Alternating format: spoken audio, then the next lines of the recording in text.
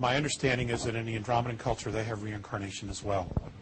But in their culture, when a soul crosses over, it has full memory of who it is when it comes back into the physical.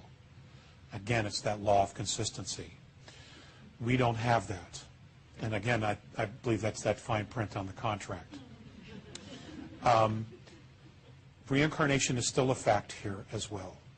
Okay, we do have reincarnation. Where the soul goes after there's death, I don't have that answer.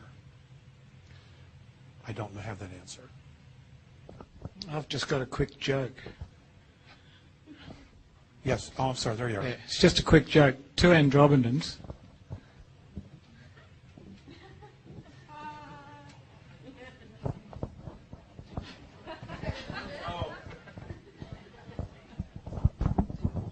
Once again, if we can stand up when we ask the question.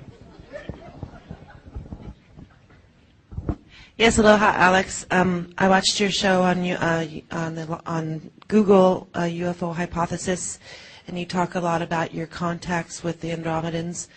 Have you been having contacts within the last couple of years, or anything that's been more recent in nature, and any messages through that?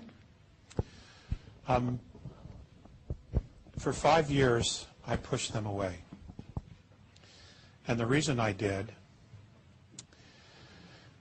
it just got too hard.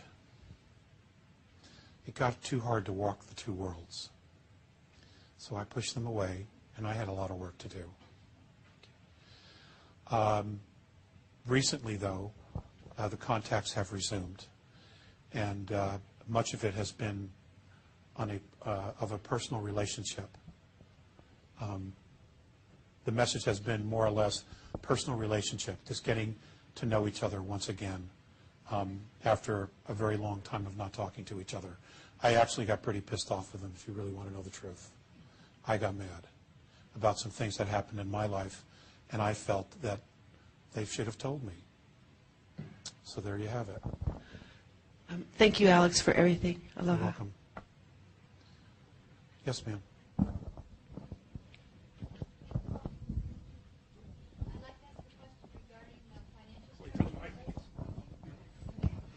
Okay, regarding the financial structures of our planet and the difference between their not needing currency, do they foresee a transition for us into that? Is that any part of the 2012 transition?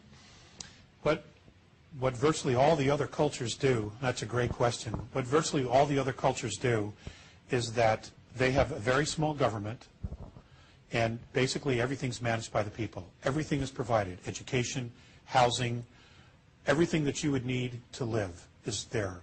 In turn for that, you participate in doing several years of learning how to grow food, horticulture, of managing livestock, dealing with nature, building machinery, building spacecraft, learning astronomy, planetary astronomy. You would participate in all of those fields, and as you're participating, and you're not only getting an education, but you're also contributing, all of your needs are met.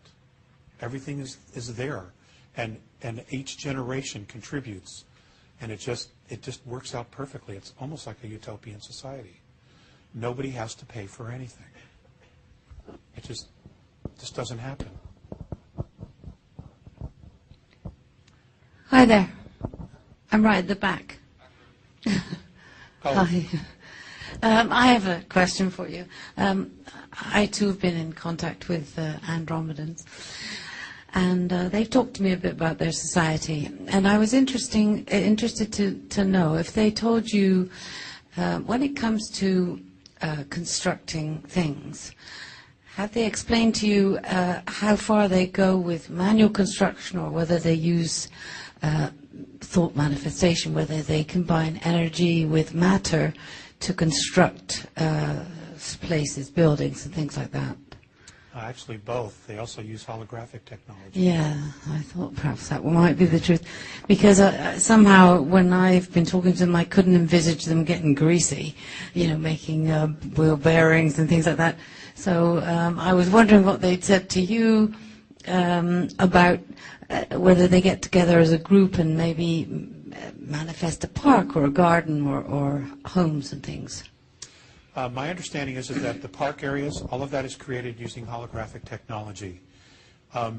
If you're in this craft and you move into one of these park areas, you literally have no idea you're in a spaceship, and you would never know you were in a spaceship. Yeah. I mean, they could create a Hawaii in the middle of these motherships, and you would think you were in Hawaii. You would not know unless you consciously were aware that you had walked into the ship, walked upstairs, took in elevators, what they call elevators, well, we would call elevators, to different levels, and then walked out into the park area in the spaceship as you're traveling through space. It is the most phenomenal thing that you could possibly experience. Yeah. It's awe-inspiring. Yeah. You know, it's just... And they're using their thoughts to bring that matter together and so it becomes solid in front of you Yes. like a flower. Yes. Yes, thank you. Yes, they magnetize thought. They magnetize space with their thought. There's a lot we didn't cover, and I'm out of practice. Yes, ma'am.